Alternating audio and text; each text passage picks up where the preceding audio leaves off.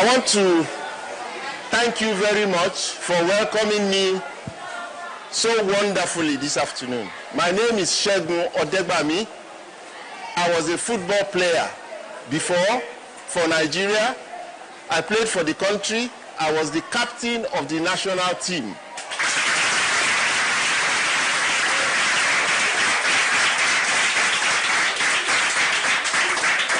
As you know, the Super Eagles, that's our national team, are in Abidjan to come and represent us at the Africa Cup of Nations. I believe some of you have been watching. Yes, sir. Are they doing well? Yes, sir. Very good. So I bring you greetings from all those great players that you know, Victor Osimhen and the rest of them. Pardon? Okay, Wobi, Alex Wobi, and so on and so forth. So I'm so happy to see that you all are studying in English whilst you are here in Ivory Coast. And also that you are studying Yoruba. Is that true? Yes, fantastic. Well, I want to wish you the best of luck. Face your studies, do well, but always remember where you come from. That is Nigeria. That is a country that is going to be potentially the greatest country in the world.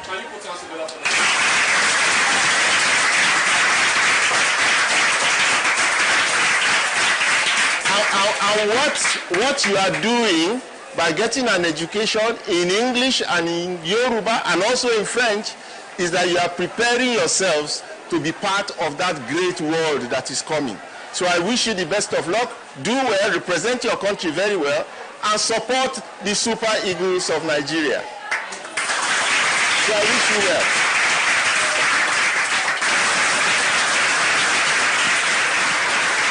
Up Nigeria, up Super Eagles.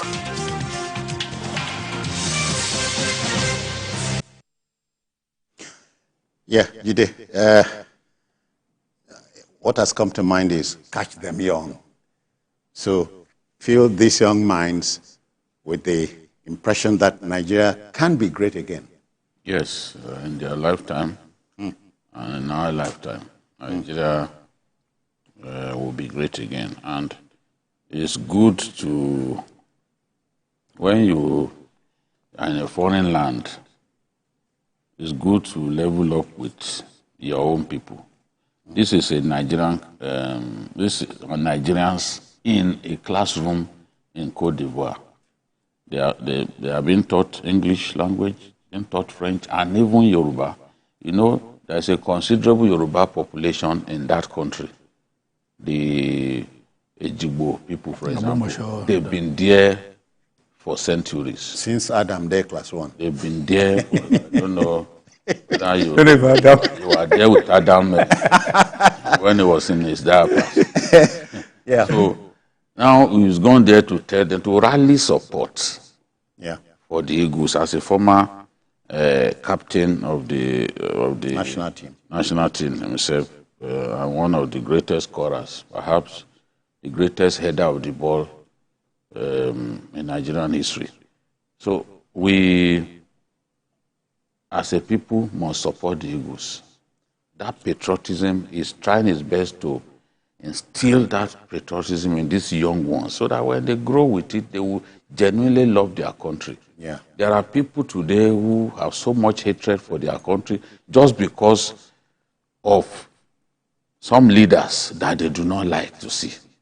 You cannot transfer hatred for the leadership to the country.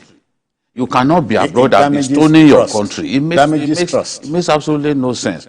Football unites us as a sport.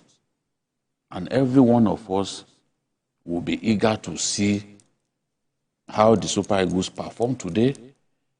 Every one of us would want to see the Super Eagles win. Whether you're an Hausa man or an Igbo man, we don't remember ethnicity when it comes to football. Yeah.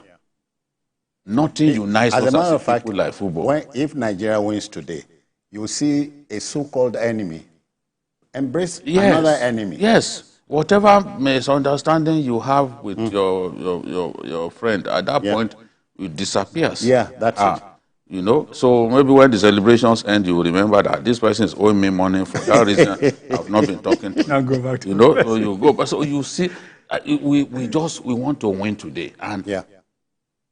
whoever the coach selects, I know that the players too want to win. They want to win. We didn't give them a chance, but they've shown to Nigerians that they've got what it takes to go all the way. Considered only one goal. There's a happy development. The anxiety I expressed at the beginning regarding our goalkeeper is neither here nor there. The man is the first choice goalkeeper for today, and the match is 50 minutes away at 6 Yes, o'clock. and the coach said there will be a late fitness test to determine whether it will feature. But Nigerians are praying. They have no faith in the number 2 goalkeeper. They trust this one, and they want him to continue to be in goal. He has not been tested that much, but there's a calmness about him that Nigerians are confident about. Yeah. The other person has been in the national team since 2018. 2017. So he went to the World Cup. They are not really happy with him. They don't believe he's good enough. You know? So this is the person they trust. Begs the question of why is he still in the team? And he can be in this team to warm the bench. It doesn't matter. Let them keep him in the team, but they should feel the person that everyone can see that he delivers. It's as simple as that. Charles, you know, Angola reminds me, I should say, personally of, if you remember, Sam Okwaraji. We played against, Sam played against them at the National Stadium here. It was August 1989. Yeah. Yes. But the scenario is different. Well, the scenario is different. We can't just push them away with a wave of the hand. But again, when you look at, if you look at the statistics, we're almost head to head in this AFCON. Okay, we have. So consider the Senegal are out, Morocco are out, Cameroon are out. Those about those of them who made the top five. Egypt are out too. They're out, exactly. I mean, they're out. So, but when you look at it, if you look at cumulatively, the ball possession cumulatively so far, we have 44.7%. They have 44.7. They have 44.5. So you see it's head to head. Then they've scored 9 goals. We have scored 5. So when you look at that, then they scored more goals than we have scored. So you can see that they have more firepower. And they also, although we consider less, which is why you should give credence to the goalkeeper and the back four. So, but the last time they defeated us was in 2004. That's about 20 years ago in June. That was I think it was World Cup qualifier. That's the last time they ever. So when you look at 20 years down the line, if you say, I think we are ahead of them, if you look at what bookmakers are saying. But just to remind you, in football or soccer, only goals win matches. Now, particularly this AFCON, that there are surprises. Even those who, they just, you know, in African football, you have the contenders and the pretenders. But the pretenders are now becoming the contenders. Yeah. So that's why you really can't say exactly to put your money on any team or any country right now. Did you see? Yeah. Well, statistics we are told are no substitute for judgment. No. Not in this case. The most important statistics is the score line. That's it.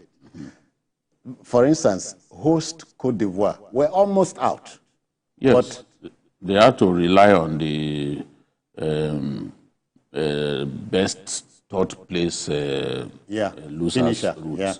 You know, so, but it also underlines the fact that when people are determined, they can achieve their anything is possible. They were already on the floor. They lost 4-0 in their last group match, and they appear like a team incapable of scoring. But by the time they faced the defending champions, Senegal, it was a different team. We saw very determined, and they deserved to win that match. You know, even Sadio Mane deserved to have been sent off, you know, because of his horror tackle in that game. So the Ivorians have bounced back, and the way they are playing, they have momentum now. Whoever they face at this time has to be very careful with them because they've rediscovered their confidence and the whole nation is behind them. That's it. And I know that they will give their best in this quarterfinal. So for Nigeria, we have confidence in the team now. The defense is rock solid. It was considered only 1 goal. And the midfield is also fairly okay. Where we are weak is in the fact that we do not have a very good creative midfielder. Yeah.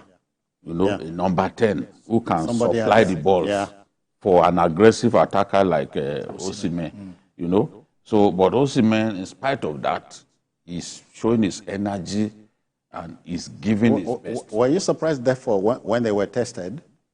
No, the testing is a random thing that FIFA but they don't. I mean, they just pick one or 2 persons so you go and test them. But I thought they said his work rate was outstanding to be. They can test. They see in those days, I'm more catchy too. Yeah, exactly. The bull. You know?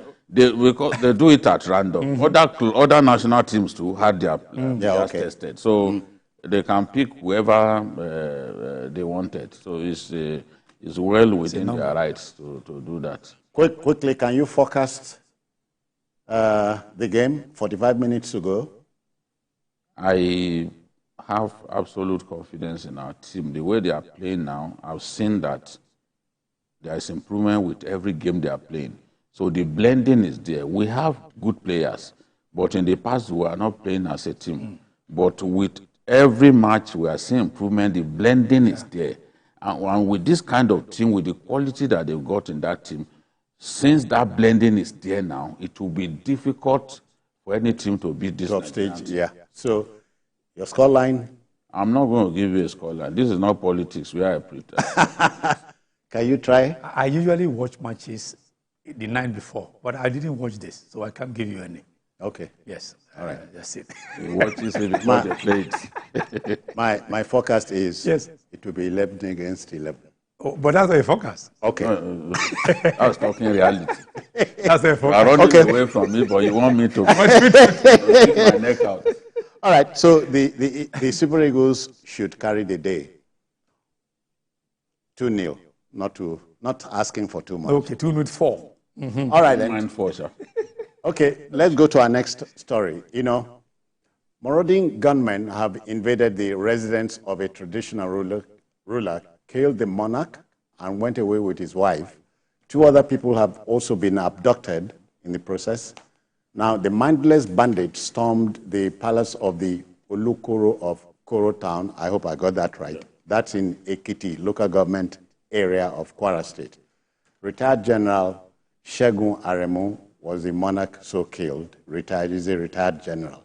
Now, Governor Abdurrahman Abdurrazak has condemned the demonic act, which he said was reckless, shocking, and abominable, even as he charged security agencies to track down the perpetrators, bring them to book. Bring them to book. Yes, bring them to book. Well, that's what it's supposed to be, because you have security agencies that have been charged with responsibility of not only caring for the safety of everybody in Nigeria, but again to also be to also look at it. You look at intel gathering. Are just saying that what we used to have in those days, where you infiltrate the ranks of criminals, is no more in existence? I remember a certain man who they said in whether Unilag or Unilag, I can't recall, when I was very small, that he was never graduating. He was in school. Usually, he was supposed to graduate for 4 years. They call them government students. So he was never graduating. He was infiltrated, and he was able to do that. I think this one, you don't graduate until they now find out it was. I think they called them CID in those days. So, but I think we should be able to do that so that we can preempt certain things that are coming and see how we can nip them. Now, Jiri and I were talking before we come on air that are the traditional rulers now endangered? Only last week we heard about 3 traditional rulers who were traveling from a meeting that they went to attend at Kogi State, a neighboring state, driving back. Then they ran into these hoodlums who chased them, then shot and then killed 2 of them. One of them ran away, who at least is living to tell the story and all that. But that's a different ballgame.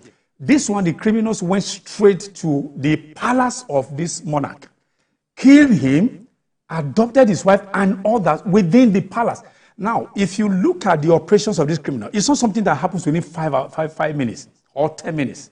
You understand? Now, they move in, nobody could detect that. They were operating in the, I mean, the palace of any traditional ruler is not something that is hidden. Yeah. I mean, my place, Oba Benin, for instance, is within the town. So I expected that this Koro town, this Koro town, you also have that. So are you saying that nobody could detect their entry? Nobody could see these faces that are alien to them and all that. And then they went in there, committed this havoc, not 5 minutes, not 10 minutes, and then they went away, and the police is telling them that it will be brought to book. I wouldn't know how that's going to be happening. Okay. But a little bird is asking me to tell you that that town is called Koro. Oh, Koro. Koro. Okay, Koro. Mire. Koro, okay. Yeah, Jide, mine is, what statement are they trying to make, the bandits? I think that they are alerting us to the need to do certain things that we are not doing. Koro, for example, is a rural community. These guys hardly attack urban centers. They don't even like attacking semi-urban centers because they know they'll be resisted. They know that their chances of success is low. Where they kill those traditional rulers, those That's Ekiti. yes, is the road, lonely road, Forest. in a rural setting. setting. It's in the Kole area, but that area is a rural area. So increasingly, they are attacking targets that they believe that they stand a good chance of succeeding. So what it then means is that we have to police every part of a state. You don't have to say, okay, you concentrate all your energy in the urban centers. You must give as much attention as you are giving the urban centers to the rural communities, because they are recording so much success in those areas. Yeah. We talk about Abuja, they are attacking Abuja, but those are satellite towns. They are not going into Wuse, for example. They are not going into Asokoro, for example. Yeah. It's those communities, satellite environment, that border states like centers. Kaduna, states like Kogi, Nasarawa. Those Nasarawa, those border communities, those Abuja communities are the fringes of the FCT. Those are the places that they are going to. You know, so we need to beef up security in those places. And then on our highways, we've said in the past that, look, let's have motorized patrols, not stationary patrols whereby the police just stand on the road taking money from people, or soldiers stay on the road taking money from vehicles that are bearing food produce and all that. We need motorized patrols so that they will know that the road is busy with security people, and that if they try anything funny, they will be arrested. But the way it is now, these guys are recording far more successes than necessary. And the more success they require, they record, the more emboldened they become. So the question is, for the NSA and others, the other day, the NSA issued a statement where it was saying that, we are on top of security, we are recording successes and all that. I hope he can issue that kind of statement again, because in the last 3 weeks, things have really gone south. So they need to sit down with the service chiefs and other people and address this situation. Nigerians are becoming despondent. Nigerians are worried. We don't have money, and you still don't feel secure. It's something to be bothered about. Move around anyhow. And that's not asking for too much. No, it's not. The basic things to ask for. Okay, let's take a breather here. We'll go on a break, return to take the issue home. Please stay with us.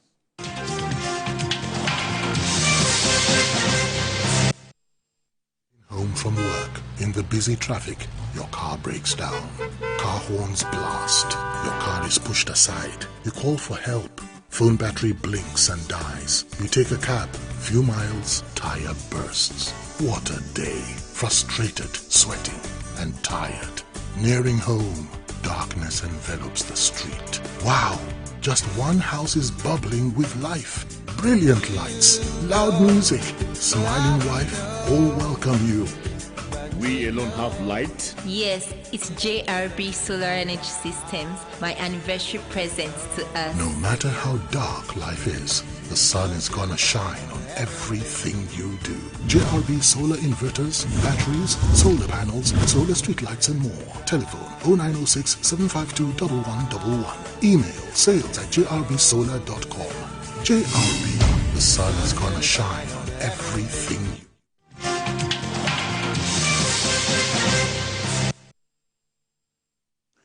Okay then, welcome back. Let's take these freewheeling gunmen, let's take the matter home. Jide, quickly, before I move over to him, he raised the issue of intelligence gathering, which is one way of nipping this thing in the bud. You get the impression intelligence is not working in my country. But, people, the confidence of our people in the security agencies, winning. No, in the security agency is not strong enough. People are worried that when they provide information, the enemy will get to know that they provided the information and they will come for them. People are reluctant to provide information to the police. They don't trust the police. They believe, and it has happened on a number of occasions that people provided information about criminals in their neighborhood. And those criminals, after having been arrested, will come back and attack you because they were given the information that you are the one who provided information. So where people have seen examples of whistleblowers being gunned down by criminals and all that, they will be reluctant to provide information. Now, in the Southwest, and even Kwara, it makes sense to continue to use the Amotekun. Okay. The central policing structure has failed. It can't deliver the goods. Police don't even have enough men to man our communities, not to talk of patrolling the forest, where these boys are the king. So let's have home-sourced security outfits that will complement the efforts of the police. All of these states that are not doing that already, the governors are showing a clear lack of foresight. Yeah. Yeah. You can see what happened in Zamfara. Yeah. 2 days ago or so. The Northwest governor. Yes. The governor of Zamfara has set up his own security outfit. Katsina set it up before him. Before then, we have Borno with the civilian JTF, which is backed by law. Exactly. And it's very effective. The civilian JTF complements the army. They have training even in handling weapons. When you go to Borno State, at a checkpoint, it is the civilian JTF that moves forward first to go and check the vehicle. If they have concern about, they allow the army. They work together. It was civilian JTF that chased Boko Haram out of Maiduguri metropolis and chased them into the forest, Sambisa forest, because they know those boys. Yeah. Some of them have been integrated into the army. They have training, they've been integrated. We need our state governors to take security seriously. The time that they spend sitting in Abuja is just too much. You call yourself a governor, in a month, you spend more than 3/4 of the days in a month just sitting in Abuja. Yeah. Doing what? And you are supposed to be a state chief security officer. Well, even if you are overseeing security all the way from Abuja. So why won't this kind? What I'm saying, states must have either vigilance outfit or their own version of civilian JTF backed by law and armed with some light weapons that can at least help them It will maintain law and order. reduce the Yes, tension but refusing to do it, and build confidence in the refusing citizens. to do it is what, if we see, I keep talking about Amotekun in Ondo State because I was there physically. I saw the way they do their work, even the interrogation of people arrested. I know that it's a model for other states to follow. These governors, sometimes they don't even know what they are doing. What they should face, they do not know. Yeah. They busy themselves with things that do not really matter to their people. But you are watching your people die. You've got to take action. It's not to condemn. Whom are you? Are the bandits going to read your press release? That you have condemned the state governor. Do something. Let's see what you are doing. Nobody is interested in your condemnations. Yeah. Charles, the Northwest governors, as they said 2-3 days ago, established, I've forgotten the name. No, not the Northwest governors. One of them. They only showed. The other one. But the other, the remaining 5. No, it's not jointly. It's not joint security. It's not a joint security. Each state has its own. And but they it's can not cooperate. every state yet. There are 7 states in the Northwest. Yes. Yeah. And only 2 states so far have done it. I was going to talk But they can about, cooperate. I was going to talk about the Southeast that started a little something like Ibugagu. So you are wondering what the South is doing. Well, the South may tell you, but if you look at what is happening now, the news that is coming out, I think is less from the South. Yes. Maybe because it's less, because of that they might think they are safe, but there's no safe haven for anybody.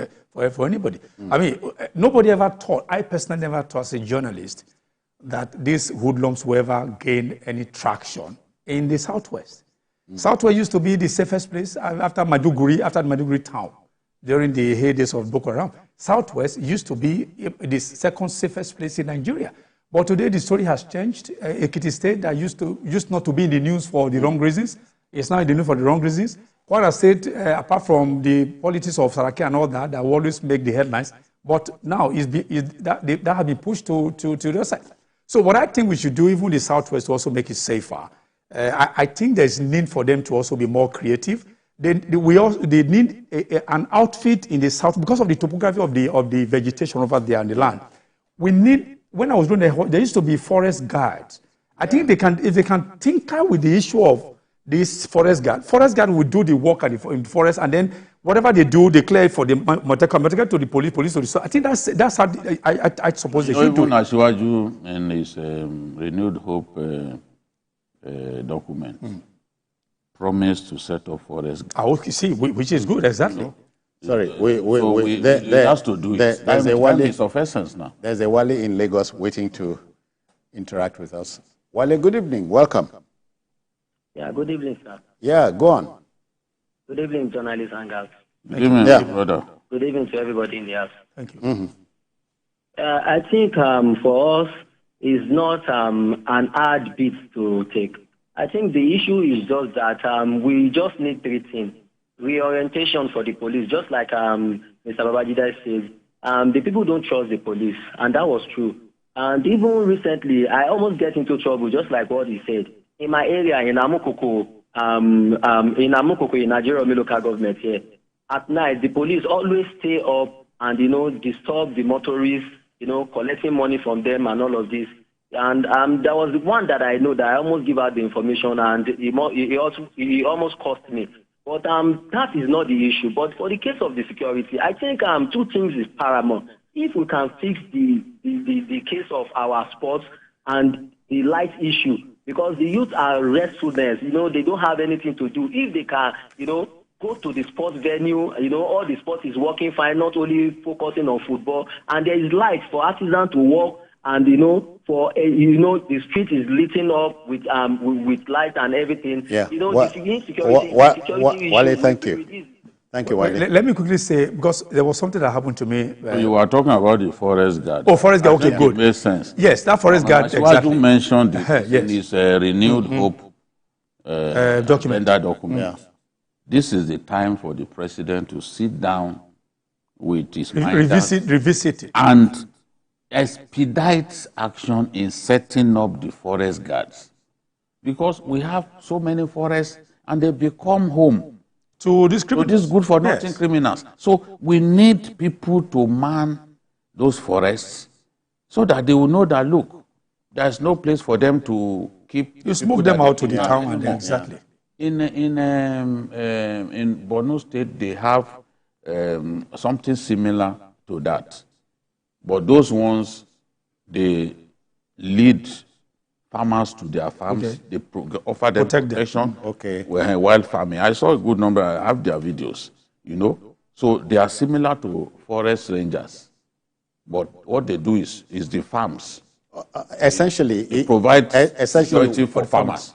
Essentially, we have to know that it is possible to call the bluff of these bandits. Yes, they can't defeat the state, but the will has to be there, and we must get our strategies right.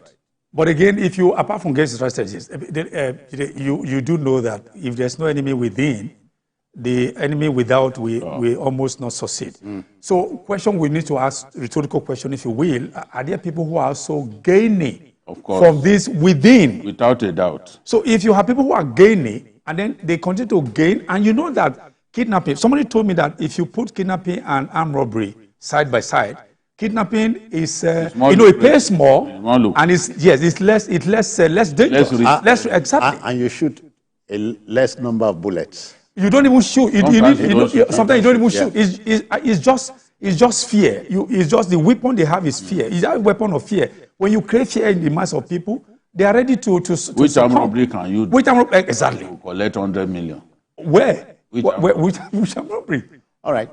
In closing, let's express our heartfelt sympathy with the community in Kwara State. Yes. You can imagine someone who has served his country, rose to the rank of general, retired. You should be gone down like that? Gone down, and then you took the wife away. One of my juniors in the university, Funshaw, who works with MTN, that's his uncle. Imagine that. Aremuko, General Aremuko, prominent general. From it's distasteful. It's sad. They came in the night around 7, perpetrated this crime. It took hours even before people got to know that this had happened. It has happened. And they've gone far. You know? All right. Government must realize that on this show, what we do is mold opinion and allow those who take decisions to gain from the opinions so expressed. All right, to our next story. You know, staggered or by-elections have become a way of life in our jurisdiction, no thanks to politicians who would not allow the ballot box to become the sole determinant of election outcomes. And so, ahead of by-elections slated for Saturday, February 3rd in Lagos, Kano, Plateau, and 23 other states across the country, the Inspector General of Police, Kayode Egbetokun, has ordered a restriction of all forms of vehicular movement on roads from midnight tonight to 6 p.m. tomorrow. But we report that the Independent National Electoral Commission, INEC, has barred the People's Democratic Party, the PDP, from taking part in the exercise on Saturday. The party's logo is missing from the ballot. There is palpable tension in the Plateau today, as we speak. Yeah, I think let's even first look at the decision that the IG has taken. This by-election is not taking place everywhere in our country. Yeah. They are taking place in very few local governments. Even in Lagos, it's Surulere. And then you're announcing a ban on vehicular movement throughout a state. What is the meaning of that? I don't know who advises these people. This sort of thing happened in the past, and the decision was reversed. People need to go out and look for their daily bread. Why are you imposing restrictions when it's just a very small... very tiny. Yes, part of our country where these elections will take place. Just one federal constituency in Lagos. In Surulere, it's just one federal constituency of Surulere. How many polling booths?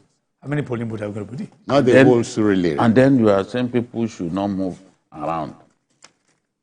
We have 774 local governments.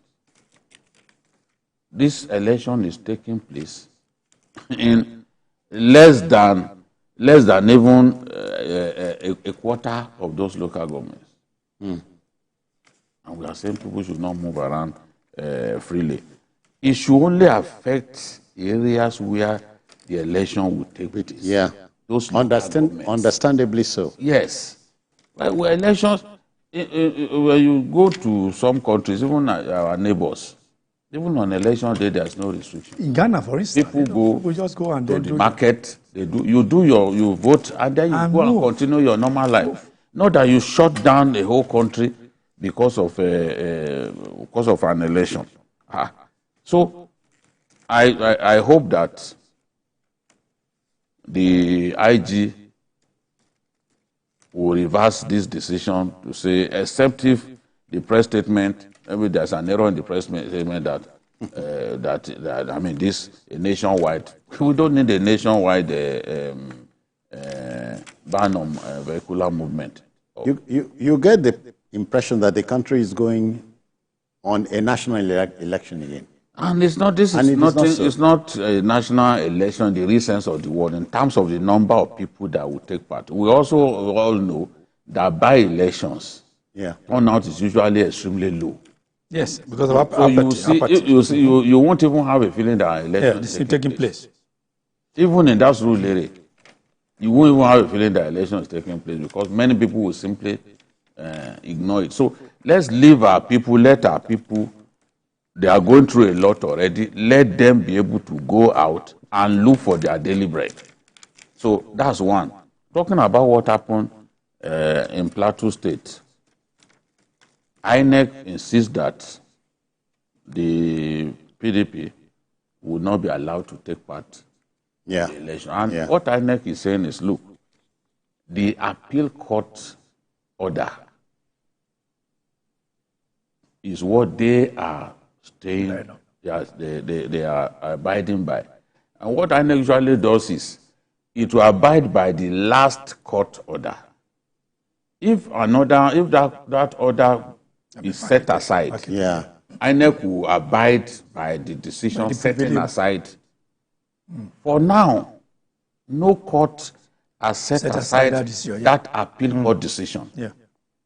Based on that appeal court decision, House of Assembly, House of Reps, members have lost their seats because it was said that they did not, that the party defied a court order that it should conduct congresses. So they conducted congresses, I think in 5 places or so. For that reason, those guys lost their seats. And the appeal court is the final court in electoral litigation affecting House of Reps, House of Assembly, and the Senate. It doesn't get to the But is it possible that for the House of Reps, the matter stops at the appeal? Both all of them, Senate and House of Reps and the House of Assembly. Apart from governorship and the governor presidential. Appeal. Yes. Even governorship used to. It used to be exactly until Amechi. Until no, there's Sullivan Chime. Oh, Sullivan Chime. Okay. Yeah. Yes. Before the thing now went to Supreme Court. Now, INEC is insisting that as long as that order is substituting order, it has to abide. So is that order? Yeah, INEC is it was even a PDP member, Bitrus Kaze, that actually sued his own party to say, look, the conduct of our congresses voided, were not transparent and all that.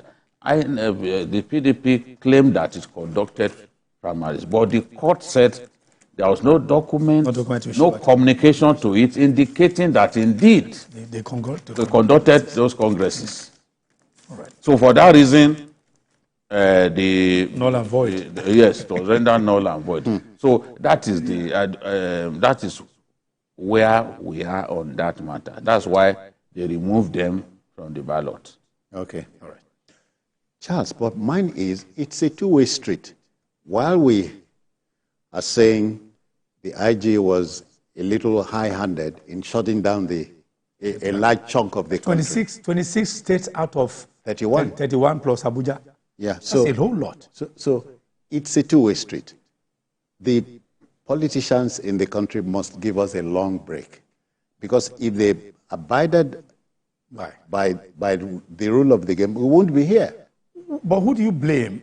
First, you make laws available, and the laws are supposed to be obeyed by all and sundry. You don't select the laws you want to obey and then say, okay, this one is not applicable to me.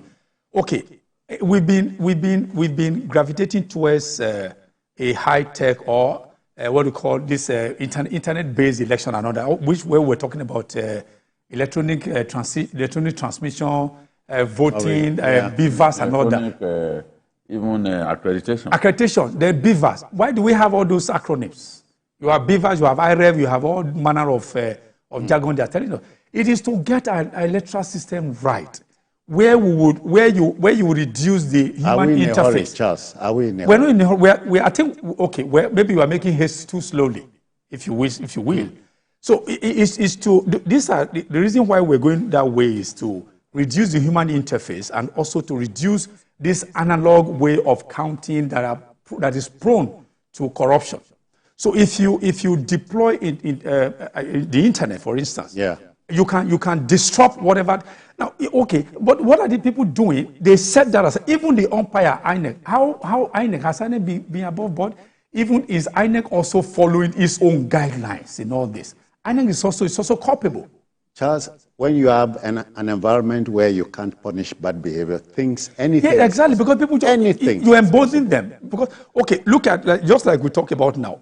Okay, what is the business of people in far-flung areas like Alabado, Alakuko, who are going to be shut down in their homes tomorrow? Only 121,000 people exactly. are going to vote. So you shut them down because they are thinking that when people move around and all that, they're going to be affected. In a city of about 20-something million or so.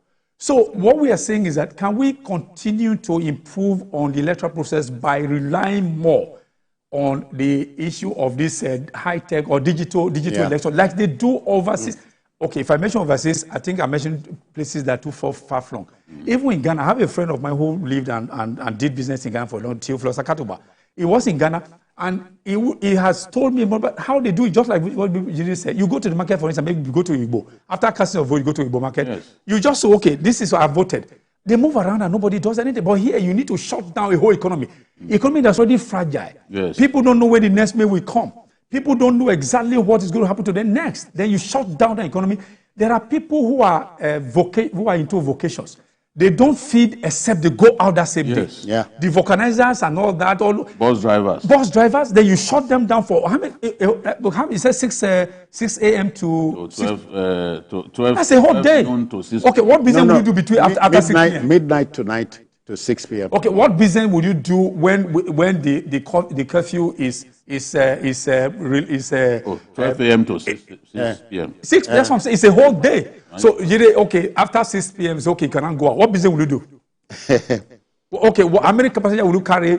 I mean, what's your turnover between 6 p.m. and the people are going to go to bed? In the United States of America, they have the American dream. I think the British also have the British dream. Do we have a dream here? Maybe before I was born, there was a dream. No, there is a dream. Okay, what's the Nigerian dream? To make Nigeria great. You're still dreaming. The Nigerian dream is not supposed to be simply our opinion. It should be something that everybody we see exactly. Yes. It should be something that everybody runs like a thread. knows. It runs like a vision statement of a vision or mission statement. Vision not statement. one Exactly, person's not one opinion. person. Yeah. And so when you ask him that question, you are telling him to give in his view. My own view. Wow. The Nigerian dream. So what you say will be different from what you say. Exactly. I'm looking at a country that's going to be 64 years in how many months from here? We're still tottering. Oh, you see, and some by of these choice. Things, honestly, it is by some choice. of these things, when our electoral culture gets better, Nobody. When? No, gradually we'll get there. But the politicians need to change their ways. Politicians who deliberately go to disrupt elections where they know they don't stand They don't stand a Yes. chance, yes. Yeah. those guys, they don't want to see democracy thrive.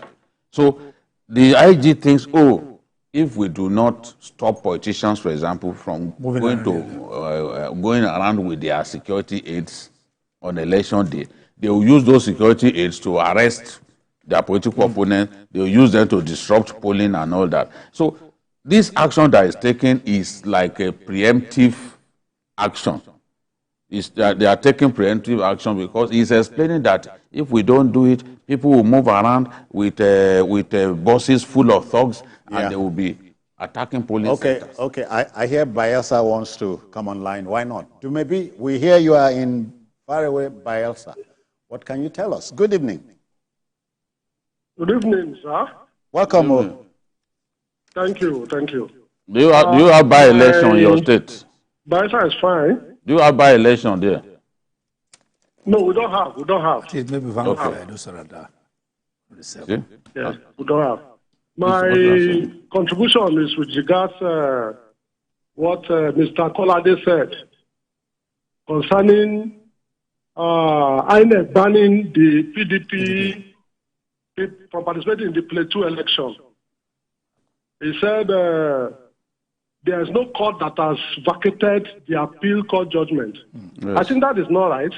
Okay. If you remember, the appeal court judgment that nullified the elections of the senators, House of Reps, and the Assembly members also nullified the governor's election. But the governor's election, the governor could appeal his own to Supreme Court. And Supreme Court validated that decision and said the appeal court judges were wrong. So based on that, I should put those who on the ballot. What would they go to? Another order. So that is my there's no superior court to go. Let me just explain. You see, those guys were unfortunate because the matter of House of Assembly, House of Reps, Senate elections terminates at the level of the appeal court. Yeah. The governor is lucky because governorship gets they have a window. Yes, exactly. You know, governorship gets to Supreme Court, and the Supreme Court gave that position. The Supreme Court did not give a consequential order that, based on the judgment that it has given in respect of the governor of Plateau State, whatever the appeal court said is null and void. The Supreme Court never gave that order. That's it. The Supreme Court stuck to the governorship, petition and said it was wrong for them to have sacked the governor. He didn't say that they should bring those people back. So no court has set aside that. No court can even set it aside because by the law, it terminates at the appeal court. That's it. Yeah. The Supreme Court has no jurisdiction in that to give judgment on a matter that the appeal court as the final has court, given judgment over. So that is the thing. All right. It is not right. It is not true that a court has set it aside, and I stand by that. So, coming back to Lagos, because there's something Jerry said about is calling the IGP to reverse this order. So, if he's listening, so may I suggest that they could do what they do in Lagos that has been very effective. If you are fixing a particular road, then you give direction, alternative route, and all that. So, can the IG? Can the IG tell people? Can the IG tell us to say, okay, avoid Western Avenue, avoid Alaka, avoid the Jesha. So what they can just do is, okay, simple. The local governments affected. This ban will be enforced. Exactly, simple. Yeah. Not the so whole leave what this and okay, look at the maybe told us now that there is no by-election in Bayelsa. Yes. And this directive is nationwide. Are you saying that? Are you saying the volume of business that usually takes place in Alaba will not do that? They will not do that tomorrow. And they are so far away from so far away. And the Keja, computer village. You talk about all these other areas It doesn't make any sense. Gentlemen, the cynic had said, Jide and Charles, cynic had said, advice is like castor oil, easy to give, difficult to take. We have done a bit, so we must. The advice is not difficult to take. People should easy to give, difficult to take. Or you the administrator will not want to take it. Now, if you can, yes, if you look at the advice that someone has given you, if it makes sense, you take it. It's not a big thing, a big deal to take advice. Yes. All right. So I hear we must go, and so we want to thank the backroom boys and all those who have made it possible for you to see us. So our job for the day is done, and we want to thank Jide for coming. Thank you. Charles, Idel, many thanks. Thank you. Appreciate it. Keep the Onwa proverbs coming. Let's pray for the Super Eagles. Oh, okay. But Jide, there was is God interested in football? Charles, is God interested in football? Charles, the match is 6 minutes away. Okay. And if you missed any part of this broadcast, join us later tonight at 11 for a repeat. But on Sunday, we'll extend the fair for you from 1:30 to 3:30. Just to also say, we are on YouTube at youtube.com/TVC News Nigeria. I am Citizen Jones Hussein. Bye-bye now. Take care.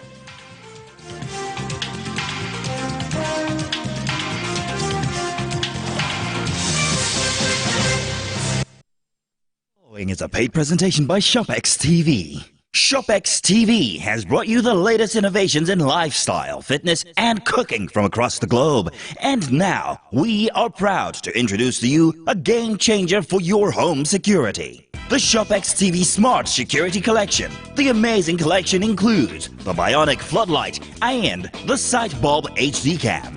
The Bionic Floodlight is a revolutionary solar-powered floodlight that protects your home against intruders at night, especially when there is no power. It also lights up the surroundings of your home without having to worry about wires, installations, and hefty light bills.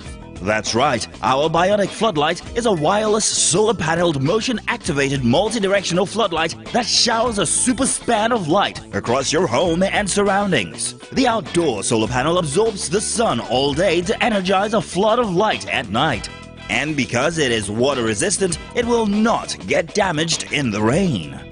Watch. The instant motion is detected, the Bionic Floodlight triggers 108 high-intensity LED bulbs on 3 separate panels that instantly blasts an area of 1,000 square feet with bright penetrating light, then automatically shuts off when the motion stops. And with its one-touch wireless remote, you can control the light from anywhere. There is even an alert security strobe light that scares intruders and unwanted visitors in a flash. Incredible, right? And our Sight Bulb HD Cam is a robotic 360 degrees two-way torque camera with action tracking technology. It is the ultimate solution for discreet and powerful surveillance. Sight Bulb is the convenient and affordable way to keep surveillance on your home, kids, or business without having to worry about wires, installations, or heavy light bills. It's so easy to install, and the app lets you rotate and view the video from your Sight Bulb in real time from any smartphone. You would normally pay up to 400,000 Naira for home security systems that involves a lot of wires and hefty light bills. But call the number on your screen now or scan the QR code to get our smart collection for just 130,000 Naira. Amazing! But wait, there's more. If you order right now, you get an extra Sight Bulb and Bionic Floodlight at no extra cost. All for just 130,000 Naira. Incredible! You can get our home security collection in 2 easy payments of 65,000 Naira. That's right, pay twice to get your ShopX Smart Security Collection. And remember, if you order now, you get free delivery wherever you are in Nigeria.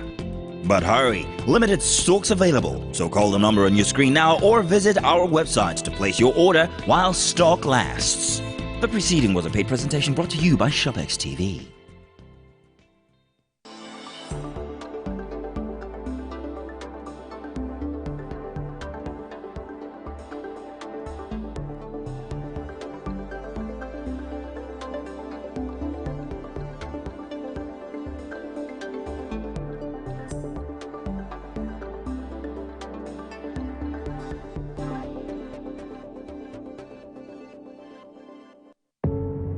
doubt and fear doesn't occur at the canvas, it shows in the canvas. It shows the conation of raw earthen material slabbed, stroked and molded at a pace provided by the doubt and fear. Every move weigh in the struggle of one to the other, merging the past to the present, brushstrokes of colors seen but not known. For when the wailing stops, the pieces settle down in abject beauty erected for a century of a century. Speaking, advocating, protesting. At TVC News, wherever the big news story is happening, we're geared up to break it. TVC News, first with breaking news.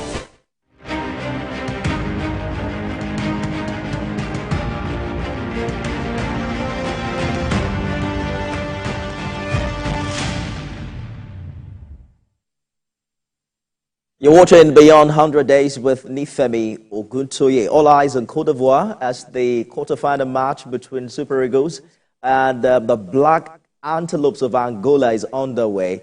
Nigerians are looking forward to see the Super Eagles shine this hour. And just earlier today, President Tinubu encouraged the Super Eagles ahead of their match tonight.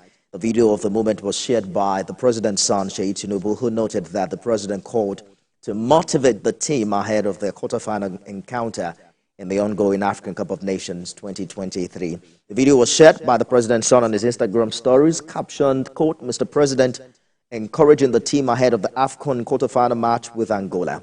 In the video, the president was seen having a video call with the Super Eagles players in Cote d'Ivoire ahead of their clash with the Palangas Negras of Angola. I understand that that word means black antelopes. A video also surfaced earlier of that of the president of the Senate, Godswill Akpabio, touching down in Cote d'Ivoire to also support the boys. Well, we wish them well, and we're looking forward to see Super Eagles proceed to the semi-final of the tournament. Now, in less than 24 hours, Nigerians will be going to the polls in 26 states for rerun and by-election to fill vacant political positions in their respective states. But in Lagos, we're hearing from the police command saying that restrictions would be limited to only the affected election areas. The command said movements within Surulere Federal Constituency 1 would be restricted between 12 a.m. and 6 p.m. when the exercise is expected to have been completed across the polling units. Lagos State Police spokesman Benjamin Hodei made this known on his X handle barely 24 hours after the IGP Kayode Egbetokun placed restrictions on movements across the 26 states where by-elections and rerun poll will be held on Saturday. Now let's take you to Ondo State, where Governor Lucky Aiyedatiwa has forwarded the name of 6 commissioner nominees to the State House of Assembly for screening and confirmation. The commissioner nominees include Omowumi Isaac, Olukayode Ajulo, Razak Obe, Pastor Emmanuel Igbason, Akiwumi Sowore, and Oseni Oyeneye. The governor has also appointed 3 special advisors: Olugbenga Omole, Special Advisor on Information and Strategy; Olamide Falano, Special Advisor on Gender Affairs; and Alabi Johnson, Special Advisor on Energy. Their appointment, we understand, was contained in a statement issued by the Chief Press Secretary to the Governor, Ebenezer Adenio. The nominated commissioners were members of the State Executive Council that was dissolved last week. Now, we're talking security on the show this evening. The killing of Onikoro of Koro in Ekiti local government area of Kwara State has continued to elicit reactions. A Kwara State government delegation visited the community to commiserate with the people over the killing of their monarch. Oba Segun Aremo was killed in his palace by some gunmen on Thursday night and they abducted his wife with 2 other persons. The State Deputy Governor, Kayode Alabi, who led the delegation, promised that the state government will indeed fish out the gunmen and also rescue the abducted persons. Speaking with journalists, an elder in the community, one Mr. Ruben Iye, said the gunmen had been threatening them for a long time now before Thursday's palace attack. He confirmed that 1 person has since regained freedom, while the queen and 1 girl are still in captivity. The kidnappers are yet to establish contact with the family.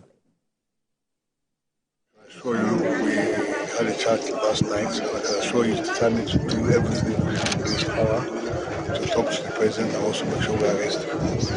To make sure it doesn't happen again.